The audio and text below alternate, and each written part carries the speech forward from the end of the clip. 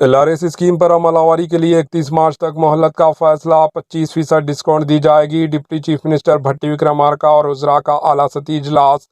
تلنگانہ کی کانگریس حکومت نے طویل عرصے سے پینڈنگ LRS اسکیم یعنی اراضی کو باقاعدہ بنانے کے عمل کو تیز کرنے کا فیصلہ کیا۔ ڈپٹی چیف منسٹر بھٹی وکرمارکا نے ڈاکٹر BR امبیڈکر سکریٹریٹ میں LRS اسکیم پر عمل آوری کا جائزہ لیا۔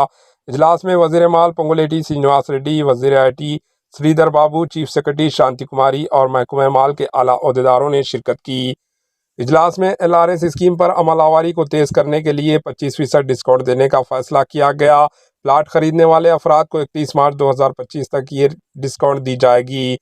اس کے علاوہ انفرادی طور پر پلاٹ کے رجسٹریشن اور لے آؤٹ کے بغیر پلاٹ کو باقاعدہ بنانے کے عمل میں بھی رعایت دینے کا فیصلہ کیا گیا۔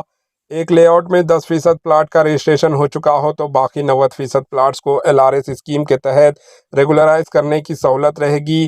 31 مارچ تک 25% ڈسکاؤنٹ کے ساتھ رجسٹریشن کیا جا سکتا ہے۔ پلاٹ کی خریداری سے متعلق سیل ڈیڈ رجسٹریشن پر بھی 31 مارچ 2025 تک 25% کی رعایت دی جائے گی۔ تلنگانہ میں غریب عوام گزشتہ 4 برسوں سے LRS کی درخواستوں کی یکسوئی کے لیے انتظار میں ہیں۔ عوام کی سہولت کی خاطر حکومت نے اسکیم پر عمل آوری میں تیزی پیدا کرنے کا فیصلہ کیا۔ عوام سے اپیل کی گئی کہ اس سہولت سے استفادہ کریں۔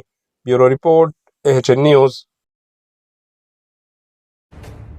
AHN نیوز کے YouTube چینل کو سبسکرائب کریں اور بیل آئیکن کو دبانا نہ بھولیں تاکہ آپ کو ہر نئی آنے والی ویڈیو کا نوٹیفیکیشن بر وقت مل سکے۔